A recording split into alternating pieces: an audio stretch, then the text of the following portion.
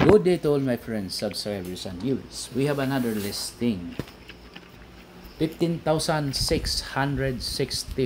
square meters along provincial highway, or let's say provincial road, located in Barangay Rosario, Aloginsan, Cebu.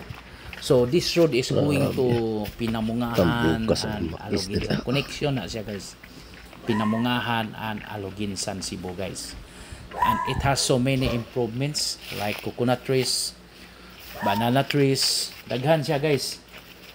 Then approximately kay nakaadto naman ko aning lugar, guys, aning mga lokasyon na.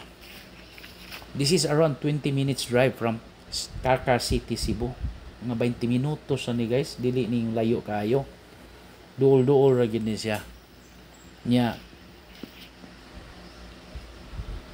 price is 450 pesos per square meter, negotiable. So mana siya, guys, no? Barato ra siya. In the meantime, it is planted by corn. So tambok kayo ang yuta. So nindot kayo as in, no? Super bukas pa siya ang property. Mga abot junig mga it's a correct logo din dari 7.4 million pesos, pero sure tas titulo, guys, agad ipasahan ta sa owner. 15,665 square meters. Flat terrain, patag siya.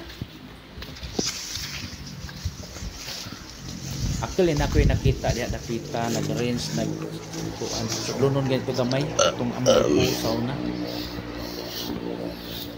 naigo naman itong 500 ang per square meter. Well, siya ubos-ubos sa sad ni. So very nice, very nice. Then water, there are so many deep wells in the area, guys. What's the problem as tubig, no? Signal, there is also a smart signal ana dia. Smart signal.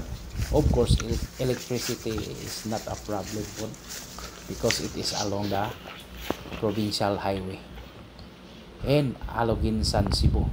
So manay nakanindot ani, guys. This is around 1.5 or 2 hours drive from Cebu City. If no traffic, mga 1 hour ani kapin, guys, or 1.5 hours yun. Manay sakto ana na location, or 2 hours lang, bukta lang 2 hours. So basta no traffic, ha, manay nakanindot sa atong property for sale. I repeat, 15,665 square meters at 450 pesos per square meter. It's a clean title, located in Aloginsan, Cebu.